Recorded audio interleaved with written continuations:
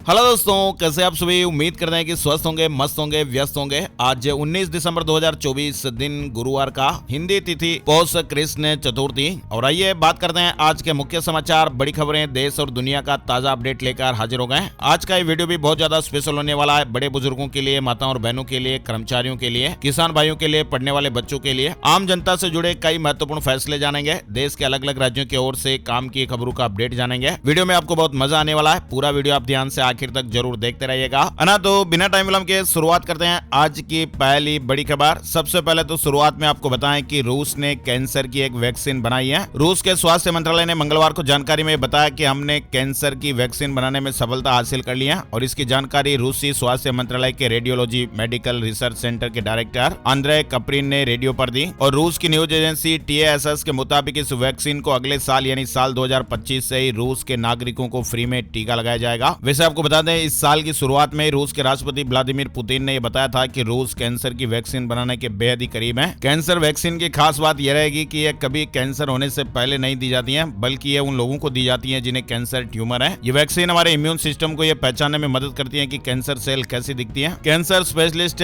MD मोरी मार्कमैन ने कहना है कि कैंसर की वैक्सीन बनाना बायोलॉजिकल तौर पर तो असंभव है। कैंसर के लिए कोई टीका नहीं हो सकता क्योंकि कैंसर कोई बीमारी नहीं है, ये शरीर में हजारों अलग अलग स्थितियों का परिणाम है। फिर भी वैक्सीन कुछ कैंसरों की रोकथाम में जरूरी रोल निभाती है और ये वैक्सीन कैंसर रोगियों को उपचार के दौरान सुरक्षा देने में जरूरी टूल साबित होगी। रूस ने कैंसर जैसी गंभीर बीमारी को लेकर यह बड़ा दावा किया है। रूस ने कहा कि उसने कैंसर की वैक्सीन बना ली है और साल 2025 से सभी मरीजों को रूस में ये वैक्सीन मुफ्त में मिलेगी। वैक्सीन का नाम अभी तक नहीं बताया गया है। तो रूस का यह दावा पूरी दुनिया के लिए एक राहत की खबर है। चलिए आगे बढ़ते हैं। बड़ी खबर, पूर्व प्रधानमंत्री देवगौड़ा ने कहा कि आरक्षण आर्थिक आधार पर दिया जाए। जाति आधारित रिजर्वेशन सिस्टम जारी रहे या नहीं, संसद में चर्चा होनी चाहिए। पूर्व प्रधानमंत्री और जनता दल सेक्युलर नेता HD देवगौड़ा ने मंगलवार को राज्यसभा में आरक्षण की मौजूदा व्यवस्था पर फिर से विचार करने की बात कही है। उन्होंने सुझाव दिया कि संसद को यह देखना चाहिए कि आरक्षण जाति के आधार पर जारी रहे या इसे आर्थिक रूप से कमजोर वर्गों के लिए लागू किया जाए। संविधान पर चर्चा के दौरान उन्होंने कहा कि यह सदन और देश के नेताओं का दायित्व है कि वे विचार करें कि क्या वर्तमान आरक्षण प्रणाली गरीबों और वंचितों को उनके हालात से उबरने में सफल रही है। अभी भी लाखों लोग गरीबी में जी रहे हैं और 2 वक्त की रोटी के लिए संघर्ष कर रहे हैं। देवगौड़ा ने कहा कि जो लोग सबसे ज्यादा गरीबी से जूझ रहे हैं और जो आर्थिक रूप से कमजोर है, उन्हें प्राथमिकता दी जानी चाहिए। उन्होंने प्रधानमंत्री नरेंद्र मोदी से अपील की है कि वे इस मुद्दे पर व्यापक विचार विमर्श करें। चलिए आगे बढ़ते हैं। बड़ी खबर किसान भाइयों से जुड़ी हुई है। किसान आंदोलन पर सुप्रीम कोर्ट ने कहा कि सीधे हमारे पास आए प्रदर्शनकारी। वहीं अनशन कर रहे डल्लेवाल पर कहा कि वे जन नेता है, उनका स्वस्थ रहना जरूरी है, तुरंत इलाज कराएं। किसान आंदोलन पर सुनवाई के दौरान सुप्रीम कोर्ट ने कहा कि किसानों के लिए हमारे दरवाजे हमेशा खुले हैं। वे सीधे अपने सुझाव या मांगे लेकर हमारे पास आ सकते हैं या अपना प्रतिनिधि भेज सकते हैं। वहीं सुप्रीम कोर्ट ने खनौरी बॉर्डर पर आमरण अनशन कर रहे किसान नेता जगजीत सिंह डल्लेवाल की तबीयत पर भी पंजाब सरकार से जवाब मांगा है। डल्लेवाल और किसानों पर सुप्रीम कोर्ट के 4 महत्वपूर्ण निर्देश, जिसमें कहा कि डल्लेवाल पर राज्य सरकार ढिलाई ना बरते, डल्लेवाल का स्वस्थ रहना जरूरी है। वहीं सुप्रीम कोर्ट ने कहा कि हम एक कमेटी का गठन कर रहे हैं, ये प्रक्रिया है, आप किसानों को भरोसा दे सकते हैं। उनकी जो भी उचित मांगे हैं उन्हें लेकर हम संबंधित पक्षों से बातचीत करेंगे। इसके अलावा जब पंजाब सरकार ने कहा कि हमने बातचीत की कोशिश की थी लेकिन किसानों ने बातचीत से मना कर दिया, तो इस पर अदालत ने कहा कि सरकार कह रही है कि किसानों को सीधे कोर्ट में अपनी बात रखने की इजाजत दी जाए, हमारे दरवाजे हमेशा खुले हुए हैं। वही आपको बताएं, 13 दिसंबर की सुनवाई में सुप्रीम कोर्ट ने शंभू बॉर्डर तुरंत खोलने का आदेश देने से इंकार कर दिया था। वही बड़ी खबर आ रही है, किसान आंदोलन में शामिल नहीं होगा संयुक्त किसान मोर्चा। चंडीगढ़ में इमरजेंसी मीटिंग में फैसला हुआ। शंभू और खनौरी बॉर्डर पर चल रहे किसान आंदोलन में संयुक्त किसान मोर्चा SKM शामिल नहीं होगा। चंडीगढ़ में हुई मोर्चे की इमरजेंसी मीटिंग में इसका फैसला लिया गया। मोर्चे के नेता जोगिंदर सिंह उग्रा ने कहा कि जगजीत सिंह डल्लेवाल को मरण व्रत तोड़ने के लिए नहीं कहेंगे, ये उनका फैसला है। साथ ही उन्होंने कहा कि 23 दिसंबर को पूरे पंजाब में SKM की तरफ से बड़ा विरोध प्रदर्शन किया जाएगा। 24 दिसंबर को चंडीगढ़ में मीटिंग होगी। इससे पहले किसान नेता सरवण सिंह पंदेर ने 30 दिसंबर को पंजाब बंद की कॉल दी है। उन्होंने कहा कि इमरजेंसी सेवाएं बहाल रखेंगे। बुधवार को किसानों ने पंजाब में 3 घंटे तक रेलवे ट्रैक जाम किए। किसान दोपहर 12 बजे 48 जगहों पर ट्रैक पर बैठ गए। 3 बजते ही किसानों ने ट्रैक खाली कर दिए। शंभू बॉर्डर पर किसान नेताओं ने आगामी रणनीति को लेकर मीडिया से भी बातचीत की है। भारतीय किसान यूनियन आजाद के अध्यक्ष जसविंदर सिंह लोगोवाल ने बताया कि पंजाब में रेल रोको आंदोलन की ठीक प्रतिक्रिया मिली है और इसलिए सभी किसान नेताओं ने 30 दिसंबर को पंजाब बंद का आह्वान किया है। साथ ही उन्होंने केंद्र सरकार की कृषि नीति के ड्राफ्ट का भी विरोध किया। चलिए आगे बढ़ते हैं। बड़ी खबर देखिए, किसान आंदोलन के बीच MSP की कानूनी गारंटी और कर्ज माफी की सिफारिश की गई है। संसदीय कमेटी ने रिपोर्ट पेश की। संसदीय कमेटी ने इस बात पर भी जोर दिया कि MSP के माध्यम से एक सुनिश्चित आय किसानों को खेती में निवेश के लिए प्रोत्साहित करेगी और इससे उत्पादकता और स्थिरता में बढ़ोतरी हो सकती है। कमेटी ने यह भी सुझाव दिया कि सरकार प्रत्येक फसल मौसम के बाद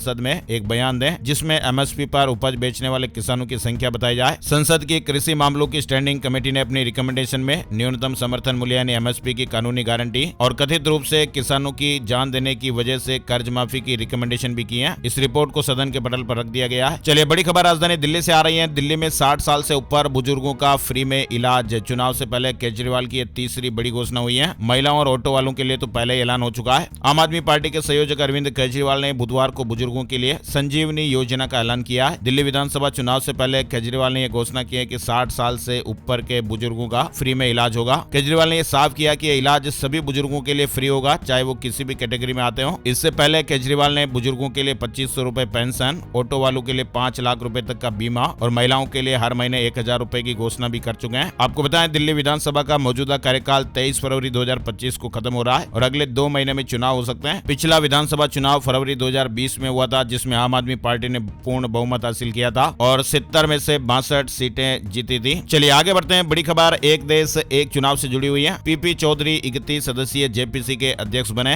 प्रियंका गांधी, अनुराग ठाकुर समेत और भी कई सदस्य इसमें शामिल हैं। जेपीसी में 31 सांसद शामिल हो सकते हैं जो विधेयक की समीक्षा करेंगे। 31 सदस्यों में से 21 सदस्य लोकसभा से होंगे। गठन के बाद 90 दिनों के भीतर समिति को अपनी रिपोर्ट सौंपनी होगी। दरअसल एक देश एक चुनाव के लिए बुधवार को 31 सदस्यीय संयुक्त संसदीय समिति गठित की गई है और समिति की अध्यक्षता भाजपा के वरिष्ठ सांसद पीपी चौधरी करेंगे। समिति अपनी रिपोर्ट संसद के अगले सत्र के आखिरी सप्ताह के पहले दिन लोकसभा में सौंपेगी। चलिए बड़ी खबर देखिए। बीजेपी नितिन गडकरी, सिंधिया समेत 20 सांसदों को नोटिस भेजेगी। सदन में एक देश एक चुनाव बिल की वोटिंग में मौजूद नहीं थे। पार्टी वजह पूछेगी। इस तरह की मीडिया रिपोर्ट्स और खबरें। दरअसल ये सांसद मंगलवार को एक देश एक चुनाव बिल पेश होने के दौरान लोकसभा में मौजूद नहीं थे। मीडिया रिपोर्ट्स के अनुसार बीजेपी ने 3 लाइन का व्हिप जारी करके पार्टी के सभी सांसदों को बिल पेश होने के दौरान लोकसभा में मौजूद रहने के निर्देश दिए थे। हालांकि अभी यह बात पुष्टि नहीं हो पाई है कि इन सभी सांसदों ने पार्टी को अपनी अनुपस्थिति के बारे में पहले से सूचित किया था या नहीं। वहीं देखिए राज्यसभा में जय भीम और माफी मांगो के नारे। बीजेपी ने कहा 10 सेकंड की क्लिप दिखाकर विवाद। धनखड़ बोले मैंने भी 2 बार देखा, गलत नहीं। दरअसल संसद के शीतकालीन सत्र का बुधवार को 18वां दिन था। लोकसभा और राज्यसभा दोनों सदनों में अंबेडकर के अपमान को लेकर हंगामा हुआ। विपक्षी सांसदों ने सदन में जय भीम और माफी मांगो के नारे लगाए। कांग्रेस और विपक्ष के अन्य सांसदों का आरोप है कि गृह मंत्री अमित शाह ने बाबा साहब का अपमान किया। एक दिन पहले मंगलवार को राज्यसभा में गृह मंत्री अमित शाह ने संविधान पर चर्चा की थी। वहीं राज्यसभा में केंद्रीय मंत्री किरेन रिजिजू ने कहा कि विपक्ष के नेता अमित शाह के बयान की सिर्फ 10-12 सेकंड की वीडियो क्लिप दिखाकर देश को गुमराह कर रहे हैं और विवाद खड़ा कर रहे हैं। और इस पर राज्यसभा में सभापति जगदीप धनखड़ ने भी कहा कि मैंने भी वीडियो 2 बार देखा, उसमें कुछ भी गलत नहीं था। बाबा साहब के आदर्शों से इतर उसमें कोई अन्य बात नहीं थी।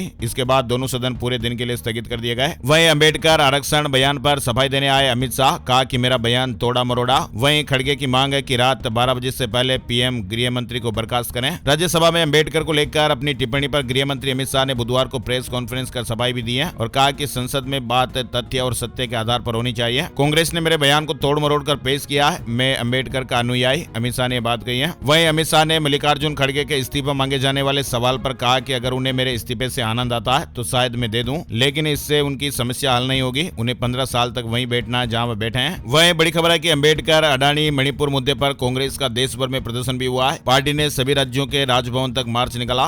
और मुंबई से एक बड़ी दर्दनाक खबर सामने आ रही है। गेटवे ऑफ इंडिया से एलिफेंटा जा रही एक बोट डूब गई। 3 नौसेना कर्मचारियों समेत 13 लोगों की जान जाने की खबर है। 101 को बचा लिया गया। महाराष्ट्र के मुंबई में गेटवे ऑफ इंडिया से एलिफेंटा जा रही नीलकमल बोट बीच समुद्र में डूब गई। 80 लोगों की क्षमता वाली बोट में 100 से ज्यादा यात्री सवार थे, जिसमें से 13 लोगों की जानें चली गई हैं। 101 लोगों का रेस्क्यू किया जा चुका है। यह हादसा उरण के पास बुधवार शाम करीब 4 बजे के लगभग हुआ। राज्य सरकार सभी मृतकों के परिजनों को 5 लाख रुपए की सहायता राशि देगी। पुलिस और नेवी मिलकर इस हादसे की जांच भी करेगी।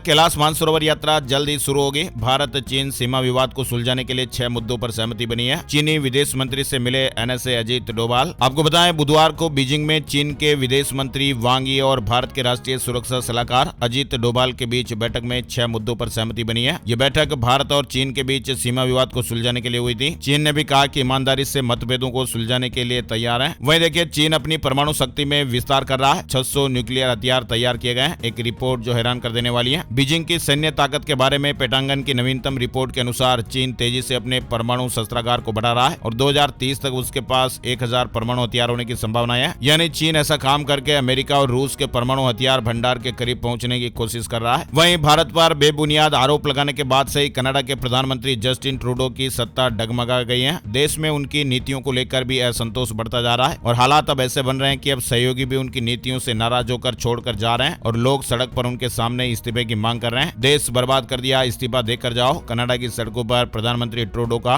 भारी विरोध देखने को मिल रहा है। देश में उनकी नीतियों को लेकर असंतोष बढ़ता जा रहा है। चलिए अमेरिका से एक बड़ी खबर आ रही है। H-1B वीजा रूल से जुड़ी खबर है। अमेरिका जाने वालों के लिए खुशखबरी, वीजा के नियम बदल गए हैं। दरअसल बाइडेन प्रशासन ने मंगलवार को H-1B वीजा कार्यक्रम में कई बदलावों की घोषणा की, जिससे आवेदन प्रक्रिया को सरल बनाने और प्रणाली के भीतर दुरुपयोग पर अंकुश लगाने की उम्मीद है। H-1B वीजा कार्यक्रम के अंतर्गत अंतर्राष्ट्रीय छात्रों और नौकरी पेशा करने वाले लोगों को अमेरिका में काम करने का एक नया रास्ता खुल जाता है। नए नियमों को अगले साल से लागू किया जाना है। H-1B वीजा में हुए बदलावों के नए नियम 17 जनवरी 2025 को लागू होने वाले हैं और नए नियम के अनुसार जो भी इस वीजा के लिए आवेदन करता है उसे अपनी H-1B याचिकाएं जमा करने के लिए एक नए पेश किए गए आवेदन फॉर्म का उपयोग करना होगा। चलिए बड़ी खबर देखिए। रविचंद्रन अश्विन यानी आर अश्विन ने इंटरनेशनल क्रिकेट से संन्यास ले लिया है। भारतीय ऑफ स्पिनर रविचंद्रन अश्विन ने इंटरनेशनल क्रिकेट से संन्यास लिया। उन्होंने तीनों फॉर्मेट मिलाकर 287 मैच खेले और 765 विकेट लिए हैं। अश्विन भारत के दूसरे सबसे ज्यादा विकेट लेने वाले गेंदबाज हैं। उनसे आगे सिर्फ अनिल कुंबले हैं जिन्होंने 953 विकेट लिए हैं। अश्विन के रिटायरमेंट पर कोहली का इमोशनल पोस्ट भी सामने आया। लिखा कि हर चीज के लिए शुक्रिया दोस्त।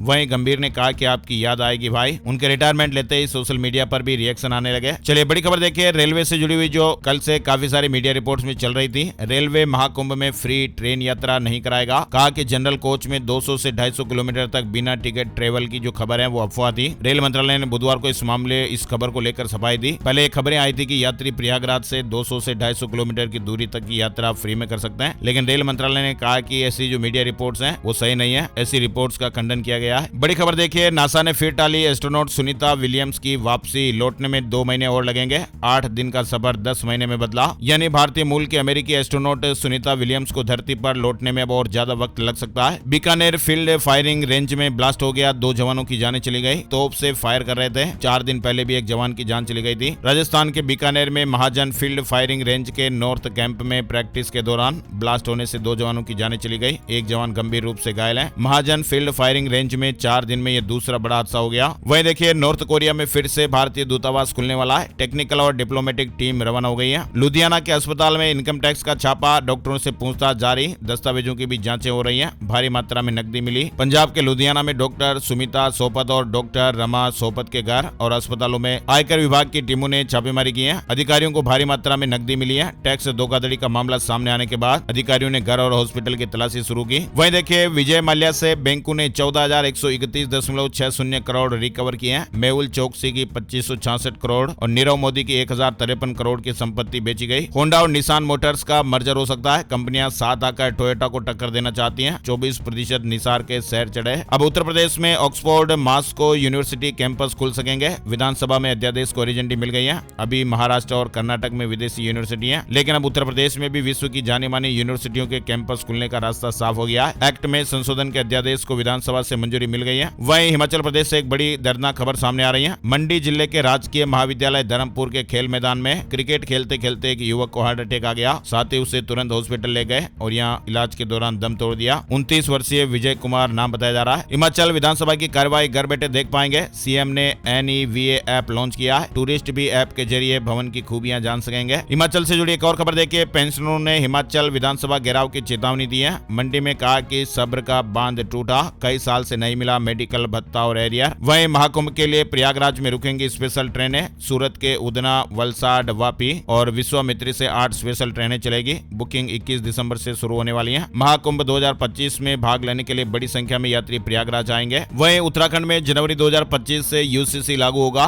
पुष्कर सिंह धामी ने कहा कि हमने अपना वादा पूरा किया। ऐसा करने वाला पहला प्रदेश बना है। जनवरी 2025 से समान नागरिक संहिता यानी UCC लागू हो जाएगी और इसके लिए सभी तैयारियां पूरी कर ली गई हैं। ये बातें सीएम पुष्कर सिंह धामी ने बुधवार को सचिवालय में विकास बोर्ड की बैठक के दौरान कही। लद्दाख में भूकंप के झटके महसूस किए गए। रिक्टर स्केल पर 4.3 की तीव्रता रही। लद्दाख में बुधवार शाम 4 बजे भूकंप के झटके महसूस हुए। साथ ही बड़ी खबर आ रही है। चालू वित्त वर्ष में 17 दिसंबर तक डायरेक्ट टैक्स कलेक्शन में 16.45% की साल दर साल वृद्धि दर्ज की गई है। सरकार की झोली में 15 लाख करोड़ रुपया है। 16% उछला डायरेक्ट टैक्स कलेक्शन। वहीं क्रिसमस से पहले करोड़ों अमेरिकियों को फेड रिजर्व ने बड़ा गिफ्ट दिया है। अमेरिका के सेंट्रल बैंक फेड रिजर्व ने साल की आखिरी मीटिंग के दौरान ब्याज दरों में लगातार तीसरी बार कटौती की है और ये कटौती 25 बेसिस पॉइंट की गई है। 9 नवंबर के बाद लगातार दूसरी बार 25 बेसिस पॉइंट की कटौती देखने को मिली है। ईपीएफओ यानी पीएफ से जुड़ा महत्वपूर्ण अपडेट देखिए, प्रोविडेंट फंड ई वॉलेट में ट्रांसफर कर सकेंगे। सेवानिवृत्ति कोष निकाय, ईपीएफओ और कर्मचारी राज्य बीमा निगम के ग्राहक जल्द ही ई वॉलेट के जरिए दावा निपटान राशि का उपयोग करने में सक्षम हो सकते हैं। सरकार बहुत ही जल्द कर्मचारी भविष्य निधि संगठन में जमा होने वाले पीएफ को एटीएम से विड्रॉल करने की सुविधा भी देने जा रही है। इस सुविधा में कर्मचारी किसी भी बैंक के एटीएम में जाकर अपना पीएफ अमाउंट विड्रॉ कर पाएंगे। ये सुविधा 2025 के शुरुआत में अनाउंस हो सकती है। नारियल तेल बेचने वाली कंपनियों को सुप्रीम कोर्ट ने बड़ी राहत दी है। शीर्ष अदालत ने आदेश में कहा कि नारियल तेल के छोटे पैक को खाद्य तेल के तौर पर इस्तेमाल किया जा सकता है, यानी अब उसके ऊपर सिर्फ 5% टैक्स लगेगा। इससे पहले इस पर 15 साल तक ये विवाद था कि नारियल तेल का छोटा पैक कॉस्मेटिक वस्तुओं के तहत काम आता है या फिर खाने के तेल के तौर पर इसका इस्तेमाल किया जा सकता है। इसका असर दूसरे छोटे तेल की पैकिंग के ऊपर भी पड़ेगा, जिनके दाम आने वाले दिनों में कम हो सकते हैं। दरअसल मसला यह था कि नारियल तेल के 200 ml का जो पैक है उसका इस्तेमाल एडिबल ऑयल यानी खाने के तेल के तौर पर किया जाता है या फिर बालों में लगाने के लिए। तो पिछले 15 सालों से यह मामला टैक्स ट्राइब्यूनल से लेकर अदालत की चौखट में घूम रहा था। फिर यह मामला सुप्रीम कोर्ट तक पहुंचा और 17 अक्टूबर को सुप्रीम कोर्ट ने सुनवाई पूरी होने के बाद फैसला सुरक्षित रख लिया था। अब सुप्रीम कोर्ट का फैसला आ गया है और नारियल तेल बेचने वाली कंपनियों को एक बड़ी राहत मिली है। सुप्रीम कोर्ट ने आदेश में कहा कि नारियल तेल के छोटे पैक को खाद्य तेल के तौर पर इस्तेमाल किया जा सकता है। चलिए बड़ी खबर देखिए, नोएडा इंटरनेशनल एयरपोर्ट का कमाल, 5 साल में जमीनों के दाम दोगुने हो गए। वहीं वन मोबीक्विक ने पहले ही दिन 89% तक का रिटर्न दिया।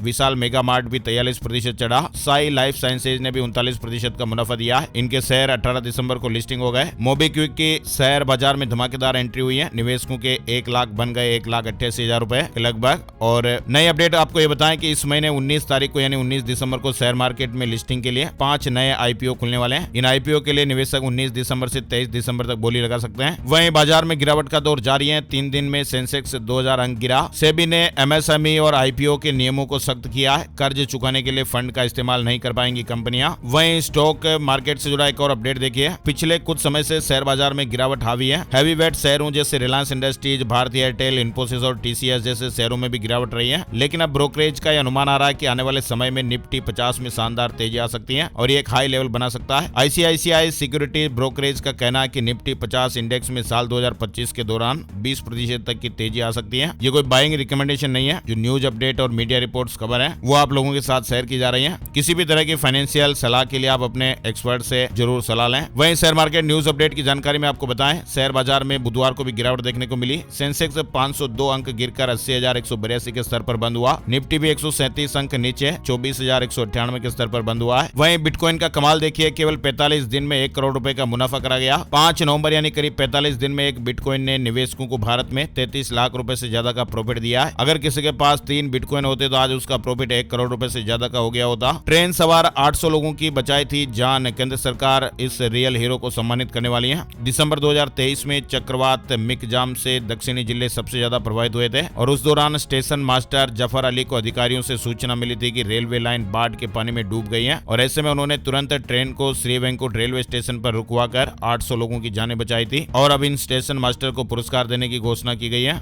और एक लाइक तो यहाँ इनके लिए जरूर बनता है, वरना बहुत बड़ा हादसा हो सकता था और कई लोगों की जानें जा सकती थी। और अफ्रीका में फैल रही डिंगा बीमारी, इसमें मरीज नाचने लगते हैं। अफ्रीका में मंकी पॉक्स और डिजीजैक्स के मामले भी सामने आ रहे हैं। इसी बीच एक और नई बीमारी ने अफ्रीका में दस्तक दे दी है। अफ्रीका के कुछ इलाकों में डिंगा बीमारी के केस आ रहे हैं। ये बीमारी मुख्य रूप से महिलाओं और लड़कियों को संक्रमित कर रही है और इस बीमारी के कारण तेज बुखार आ रहा है और शरीर भी लगातार कांप रहा है। यानी इस बीमारी में मरीज काफी ज्यादा हिलता रहता है और इसी वजह से सीडीसी ने इस बीमारी को डिंगा यानी नाचने वाली बीमारी नाम दिया है। लॉरेंस बिश्नोई के इंटरव्यू मामले की जांच के लिए कमेटी बनी है। रिटायर्ड जस्टिस राजीव नारायण को जिम्मा सौंपा गया है। श्री माता वैष्णो देवी भवन पर नहीं होगी भीड़ भाड़। यात्री सुविधाओं को बढ़ाने के लिए श्राइन बोर्ड ने महत्वपूर्ण फैसले लिए हैं। बिहार के सरकारी स्कूलों में पेरेंट टीचर मीटिंग होगी। सभी जिला शिक्षा पदाधिकारियों को निर्देश जारी किए गए। बिहार के सरकारी विद्यालयों में हर महीने के एक शनिवार को अभिभावक शिक्षक संगोष्ठी यानी पेरेंट टीचर मीटिंग होगी। गुड न्यूज आ रही है हिमाचल प्रदेश से। शिमला के कुपवी में प्यारी बहनों को हर महीने मिलेंगे 1500 रुपए। सीएम सुकू ने अधिकारियों को निर्देश दिए हैं। उत्तर प्रदेश में गैस एजेंसियों का लाइसेंस निरस्त हो सकता है। तेल कंपनियों ने चेतावनी दी है। तेल कंपनियों ने सभी गैस एजेंसियों को यह निर्देश जारी किए हैं कि रिफिलिंग के मामले में संलिप्तता मिलने पर लाइसेंस निरस्त कर दिया जाएगा।